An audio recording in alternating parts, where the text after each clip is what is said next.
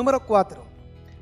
Decíamos que la inmadurez y la falta de carácter hace que una persona, cuando ve la humanización de un líder, se rebele tratando de ir en contra de alguien en quien identifica errores y dificultades. Pero vea cuál es nuestro cuarto punto. El creyente maduro y estable, o el creyente maduro y que tiene carácter, es consciente del pecado de rebelión. Y no solamente es consciente del pecado de rebelión, sino que cuida no encontrarse envuelto en ninguna situación que le pueda afectar espiritualmente en la autoridad que él debe ejercer como creyente, o la autoridad que debe ejercer en la circunstancia que sea. No necesariamente tiene que ser dentro del ámbito espiritual o cristiano, porque entendemos que el ejercicio de autoridad se da en toda sociedad y en todo el mundo, aún en personas que no van a ninguna iglesia, pero que tienen una posición que les produce investidura y al mismo tiempo estatura de autoridad. Llámelo policía, llámelo funcionario público, como usted quiera. Ellos ejercen autoridad. Y note bien esto que le voy a compartir. El apóstol Pablo era un creyente maduro y estable. Era un creyente maduro y tenía un carácter de liderazgo definido. Eso quiere decir que para él identificar la humanización en un líder no le daba a él la posibilidad, ni siquiera la idea más remota, de ir en contra, de desconocer esa investidura y esa estatura de autoridad. Y encontramos un texto que a mí me impresiona y me llama muchísimo la atención en el libro de Hechos, capítulo 23, verso 2 al 5. Y note bien lo que dice. Pablo había sido llevado para ser juzgado, y en el momento que estaba en el lugar, el sumo sacerdote Ananías ordenó a los que estaban junto a él que le golpeasen en la boca. El sumo sacerdote le dice a las personas que estaban a su lado que golpearan en la boca a Pablo. Entonces, cuando lo golpean, Pablo le dijo: Dios te golpeará a ti. Se dirige al sumo sacerdote y le dice: Dios te golpeará a ti, pared blanqueada. ¿Estás tú sentado para juzgarme conforme a la ley, y quebrantando la ley me mandas a golpear? Y de alguna manera desconoce su investidura, de alguna manera desconoce su estatura de autoridad, y a pesar de que está cometiendo un error el sumo sacerdote, Pablo lo enfrenta creyendo que podía ser correcto. Cuando Pablo toma esta atribución y se da este momento, el verso 4 dice: los que estaban presentes le dijeron al sumo sacerdote de Dios injurias. 5. Y Pablo dijo: no sabía, hermanos, que era el sumo sacerdote, pues escrito está: no maldecirás a un príncipe de tu pueblo.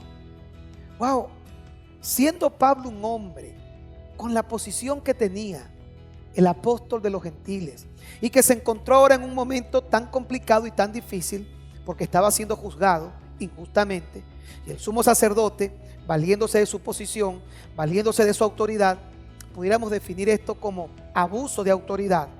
Sin embargo, no significaba que la perdiera. Toda autoridad algún día tendrá que dar cuenta a Dios por ejercer de forma correcta o incorrecta su autoridad, pero nunca jamás la pierde, porque la Biblia establece que una autoridad es respaldada por Dios en la situación y en el momento que sea. Cuando Pablo se siente afectado por lo que hace el sumo sacerdote, le responde y le llama pared blanqueada. Quienes estaban allí le dicen al sumo sacerdote injurias. Y qué increíble la mentalidad de un creyente maduro, estable y con un carácter de liderazgo formado. Cuando a Pablo le dicen que es el sumo sacerdote, se disculpa, recoge lo que dice porque tenía principios claros de autoridad. Sabía que la autoridad venía de Dios y que también la rebelión, que no es pelear, no es ir en contra, sino simplemente desconocer investidura y desconocer estatura de autoridad. ¿Y qué hace Pablo? Recoge todo lo que dice, se disculpa y dice: no maldecirás a un príncipe de tu pueblo. Qué importante cuando nosotros crecemos espiritualmente, somos maduros espiritualmente y tenemos un carácter estable como líderes, porque eso significa que independiente de nuestros logros, de nuestra posición, como lo que le pasó a Agar, que sentir que tenía algo que Sara no tenía, la hizo rebelarse y menospreciarla, Pablo podía decir: yo soy el apóstol Pablo, yo tengo también autoridad de parte de Dios, pero su carácter y su madurez le hicieron identificar una estatura, una investidura, disculparse, someterse y pedir perdón. Porque Pablo no iba a ir a un desierto, ni iba a estar fuera de casa. Pablo no iba a incurrir en un problema de principio satánico, y Pablo era un hombre con madurez y con un carácter de liderazgo estable y formado. A lo mejor tu jefe comete muchos errores, pero es tu jefe. Y aunque tú puedas identificar que tú tienes virtudes que él no tiene, es tu jefe. Y aunque él sea una persona con debilidades y con situaciones que tú no apruebas, siempre debes identificar y jamás desconocer en el pastor, en ti mujer que tienes tu esposo, en tu esposo que es una autoridad, en ti hijo que eres creyente y que tus padres aún no son cristianos, pero son una autoridad.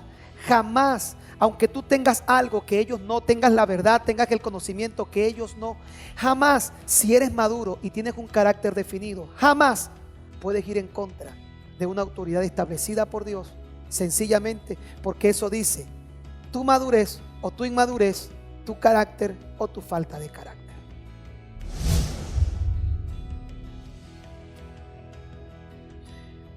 El quinto y último punto de este tema que hemos titulado RBD, ejerciendo autoridad, es el siguiente.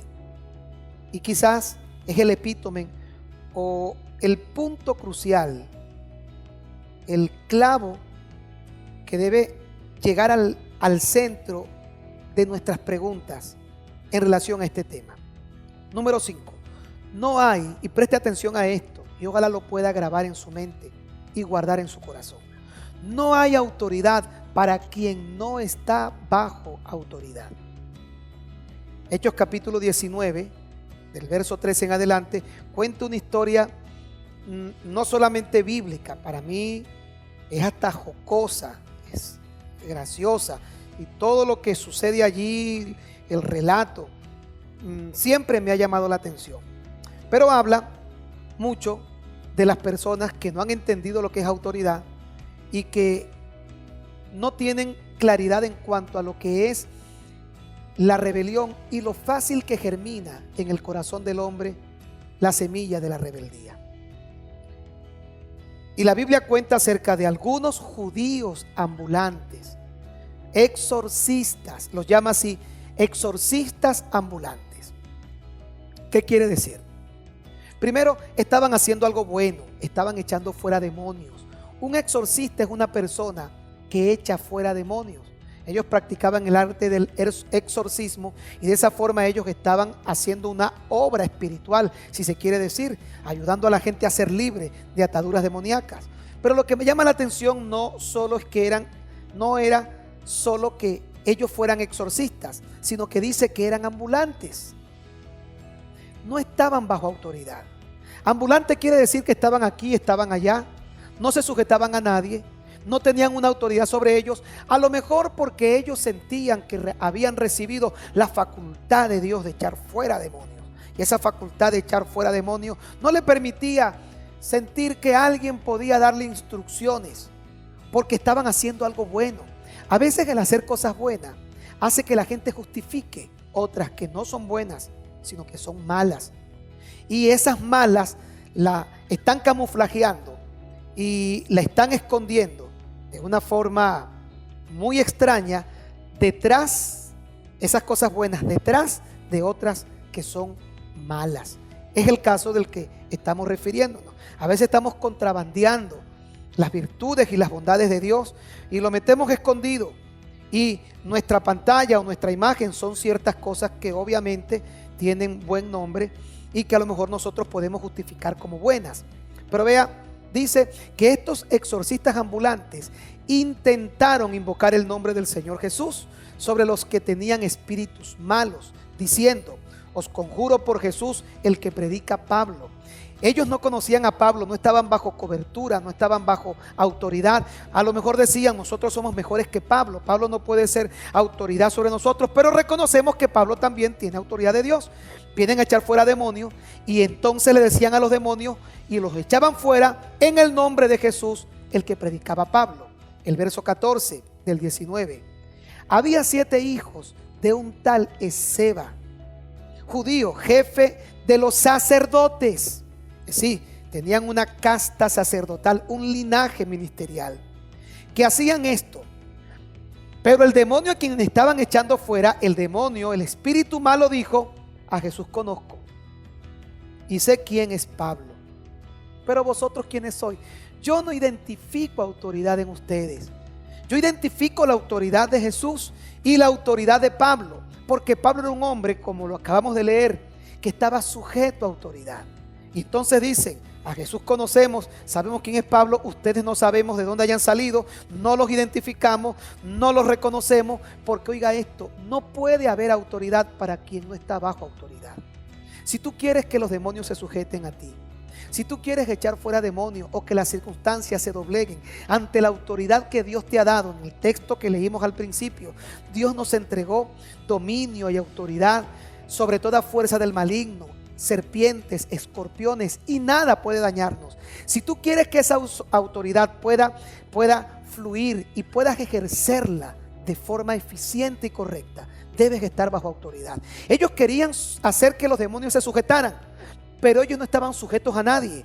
Los demonios no lo reconocen, y dice que el hombre en quien estaba el espíritu malo, saltando sobre ellos y dominándolos, pudo más que ellos, de tal manera que huyeron de aquella casa desnudos y heridos.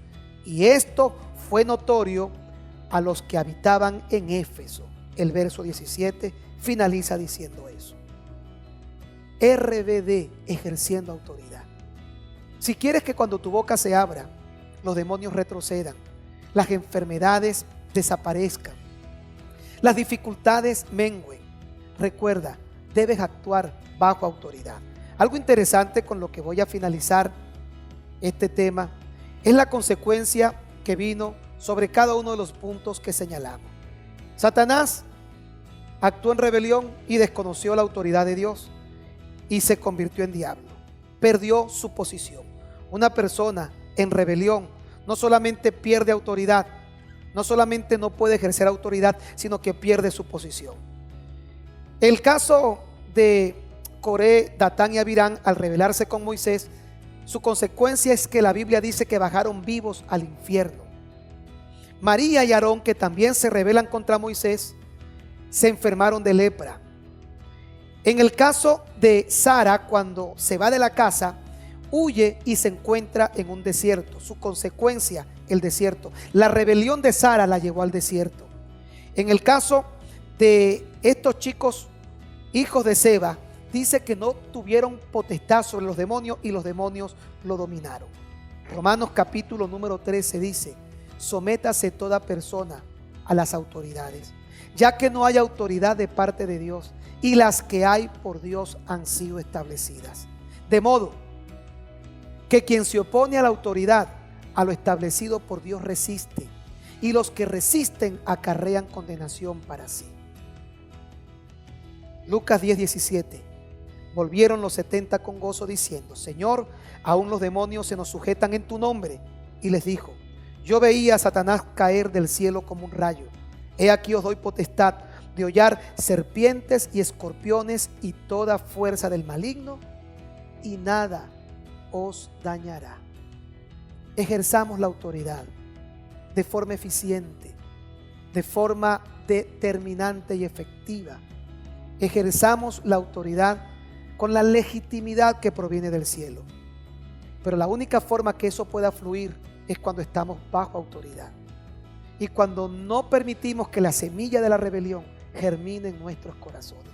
Permitir que la semilla de la rebelión germine en nuestros corazones es inhabilitar la autoridad de Dios en nuestras vidas, como los hijos de Seba, como Coré, Datán y Abirán, como el mismo Satanás que dejó de ser ángel para ser diablo, o como Agar que huyendo al desierto se convirtió en una mujer de dificultades, de soledad y en una mujer que había perdido todas las virtudes que Dios les había dado. Reconozcamos las autoridades y ejerzamos en autoridad las facultades que Dios nos ha regalado.